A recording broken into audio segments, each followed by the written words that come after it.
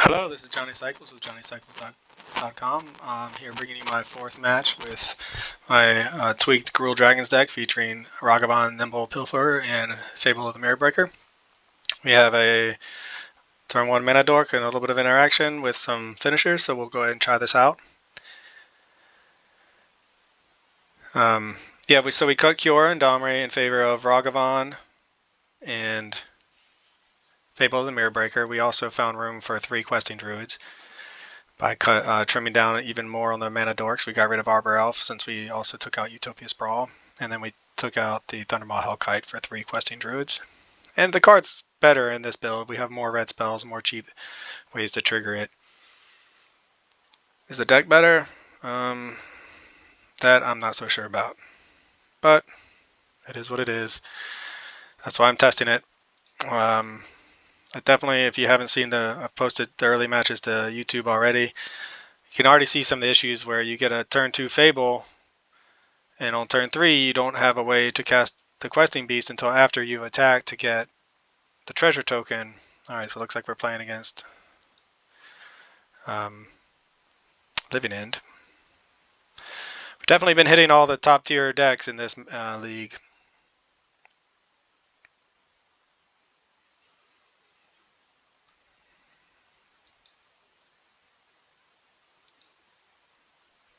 Well, we're going to go ahead and start attacking with our Hierarch. We would have loved to have seen like a Bone Crusher or another Hierarch or Ragavan in that spot. Ragavan probably would be one of our better ones, because now we're just playing a turn 3 questing beast if everything goes right, and that is not necessarily good.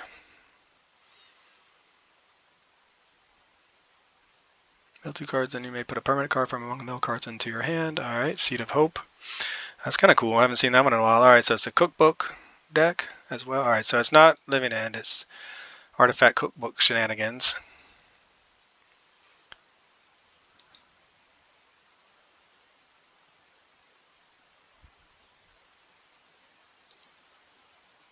So we have Tormod's Crypt to bring in from the sideboard to help against this matchup. To help in this matchup. Alright, are we gonna have the Asmo lady coming down? I don't think so. Will we be fast enough? Will a turn 3 questing beast into a turn 4 Glorybringer get there? Maybe.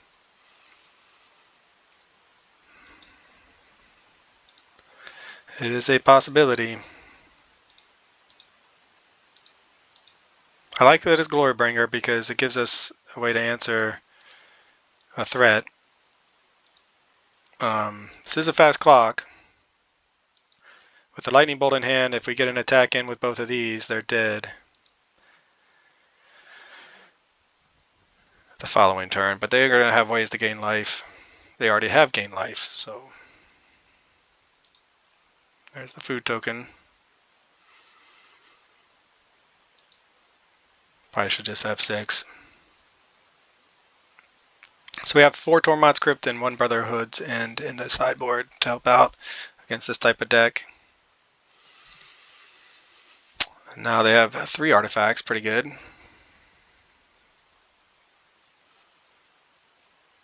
Ah, yes, Inti. So I've tried to play the Inti deck myself. They just naturally drew Shadow Spear, pretty good for them.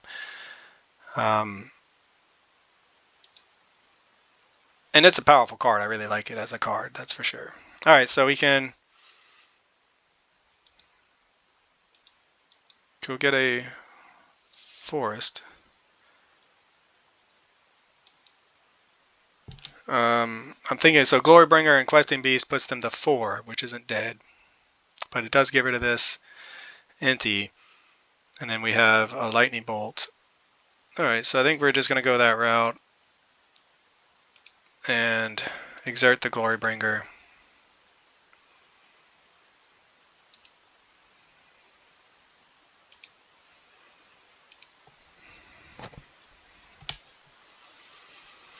Anyway, they're not at, since they can gain life, they're not going to be at 4. They'll probably be more at 7 or something like that, but And I'm going to get a little value out of their NT before it dies. But if they're left spending their mana cracking food tokens, then we're already in a good position.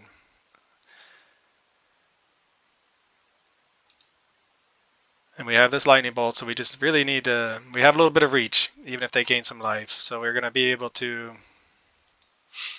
theoretically attack for 5 and have this bolt up, plus Seek the Beast, if we really want it.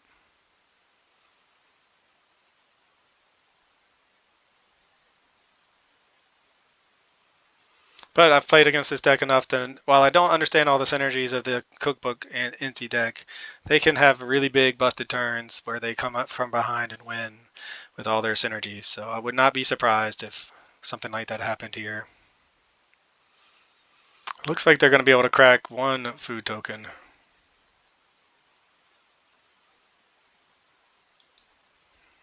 So we'll run out the Noble Hierarch, get in for 6.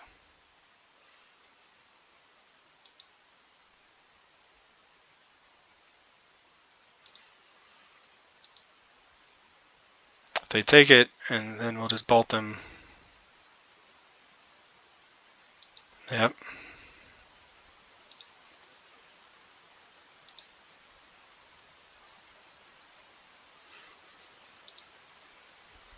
So now they can't crack their fetch. Lightning bolt. And we get there. Alright, so I mean, this deck feels like it has sweet synergies and sweet power, but that is literally the very first game we won, and this is our 4th match. We've played some really top tier decks and had some really good games against them, but just couldn't turn the corner. And some of which is the awkwardness of what I was talking about, where you want to, when you want to cast your questing beast and attack with it, you can't because you have to attack to get the treasure token in order to ramp into the questing beast. But you notice we got there on the back of the no new cards, right? The Seek the Beast and Questing Druid were nice to have in our hand, but we got there on the back of just mana ramp into Questing Beast and Dragons. So what that tells me is I just am not hopeful that the Fable package plus Ragavan, well, Ragavan's can always be good in the right spot, but that the Fable of the Mirror Breaker is really where we want to be at in this deck. Having that 3 mana spot taken up with non-ramp into a turn 3 dragon, I think makes the deck weaker. Maybe Fable can come in from the sideboard, but as you know, like there's so many decks out there we need to sideboard against. We have so many bad matchups, as I like to say. Alright, so I do think Bone Crusher Giant, though, is an all-star that needs to stay in the Gruul Dragons deck, no matter the version. Questing Druid. Excuse me. Is a fun, powerful card that I really like. I think it's better in this build, but I don't think it'll be in my original Gruul Dragons deck. Alright, so we need to cut a land, or cut one more card. Could bring in Veil of Summers, assuming they're going to bring in some kind of black removal spell. But maybe we wait to see that. Blood Moon could be good. We'll wait to see if we get to turn. I think we'll just take out a Ragavan. We'll wait to see if we get to game 3.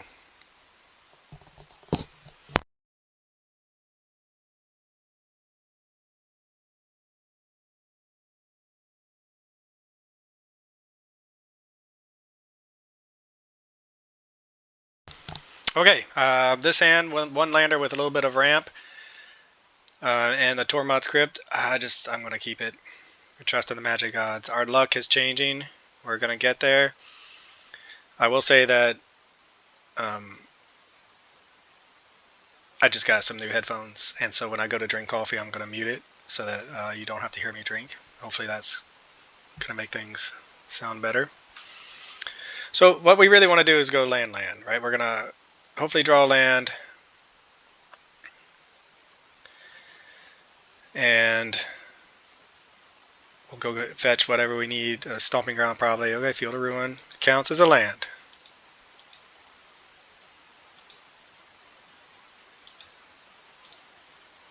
The question is, do we really want to run out this Tormod's Crypt when our opponent has nothing in the graveyard?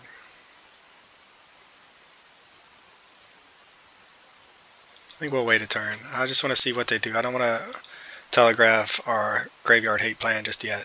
I think that they're going to execute their game plan no matter what, but they may hold back some cards if they don't know we have graveyard hate that we can cast at when we're tapped out, for instance, and activate.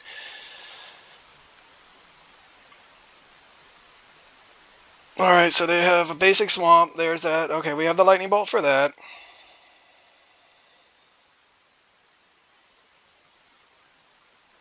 Then we get another Underworld cookbook. They're going to be making all the food tokens. So they're playing around Blood Moon, as they should be. Discarding the Underworld cookbook. Discarding the Shadow Spear. So I think we'll go ahead and... what do they do? Oh, they sacrifice the food to blow up our Noble Hierarch. Land.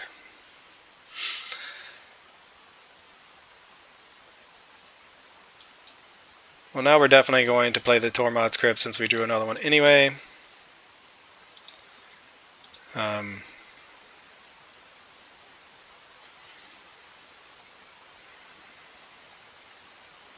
Would have been nice to have hit the land there. I don't know what we should do here, to be honest. I want to say that we should be able to nuke their graveyard in response to anything that they do. I guess we'll find out. But this does mean we can't F6, which would be nice. Alright, well, that's an answer for our Tormod's Crypt. We'll hopefully make them use their mana.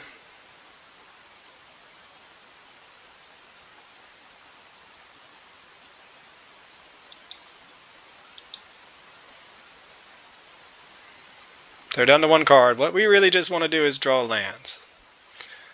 Please, lands. We want to go land, land, land, basically, but definitely 2 lands.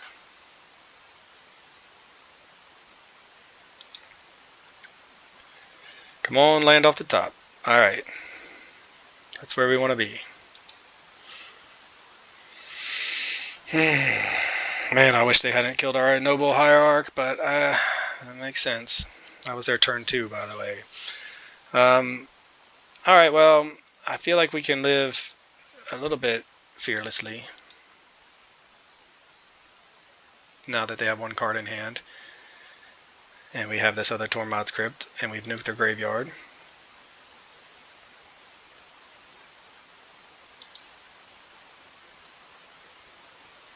See what they go get. A Blood Crypt.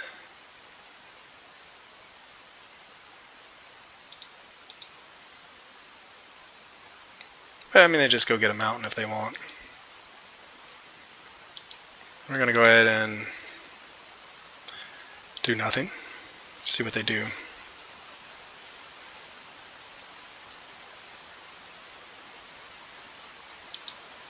So that was a good draw, or it was their last card in hand, one or the other.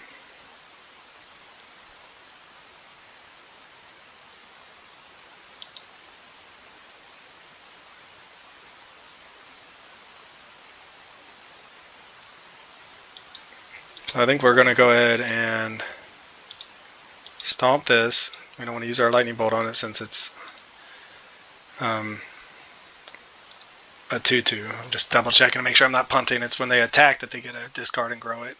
So they may discard their last card and hope that they get some value out of it, but okay.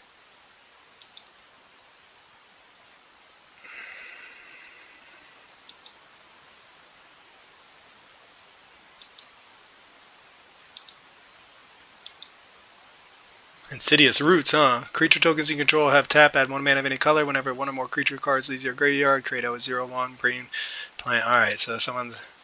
Alright, again, we would love a land. A land, and I think I would be feeling really good about where we're at right now. Land.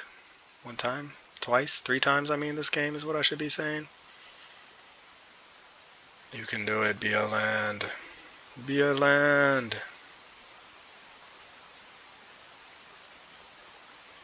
So this Insidious Roots, whenever 1 or more creature cards leave your graveyard.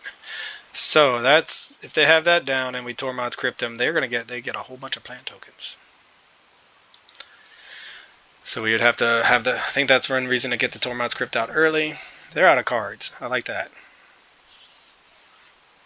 And at the very least, we're going to get a 4/3 Bone Crusher Giant.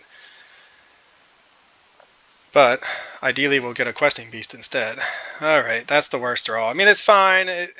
What makes it, what I say is the worst draw is because now we're left with, do we go ahead and Ignoble Hierarch and hope that we get, and then just trust that we can then cast the Questing Beast? Or do we, I think we're going to run out the Bone Crusher. And next turn we'll attack for 5 no matter what. Play Tormod's Crypt.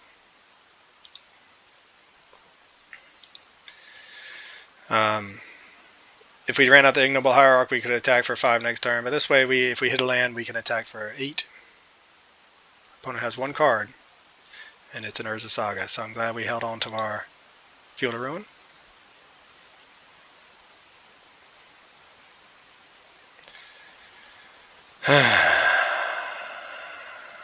Now they're going to have all the land in the world.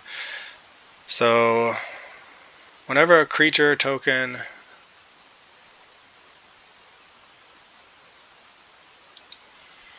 so we'll pull the trigger. New plan. Probably no matter what, we're going to blow up this Urza. So we still would like to draw a land though. Questing Beast number 2.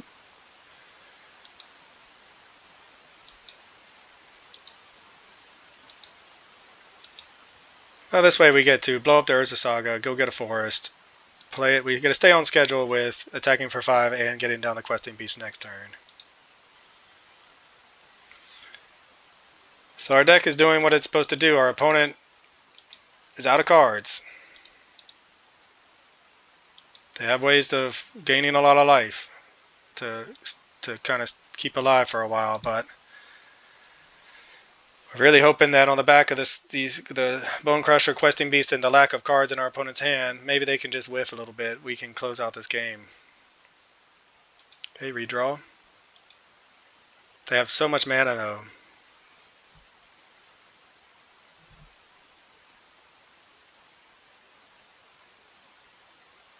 Still wouldn't mind hitting the land.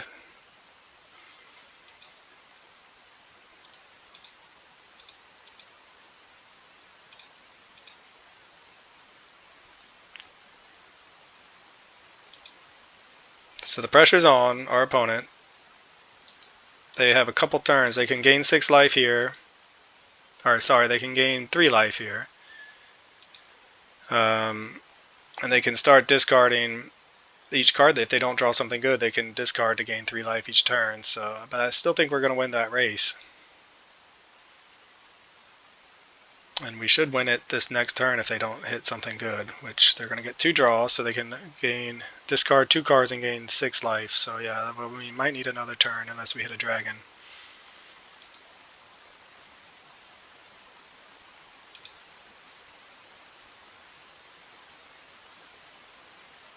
Another Urza Saga. Okay.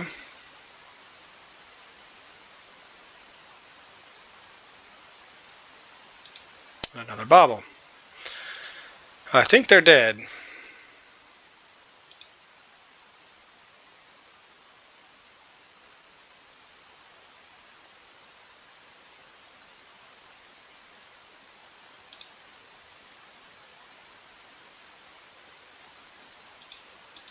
I mean, they can gain no life at this point, as far as I can tell.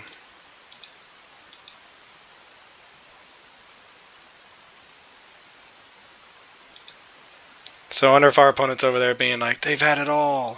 They've had it all. Maybe we have. We ran hot when we needed to with getting lands. We had the Tormod's Crypts to slow down our opponent's shenanigans. They're going to go up to 8 and go back down to 0. See what we draw though. Dragon just to show how hot we're running.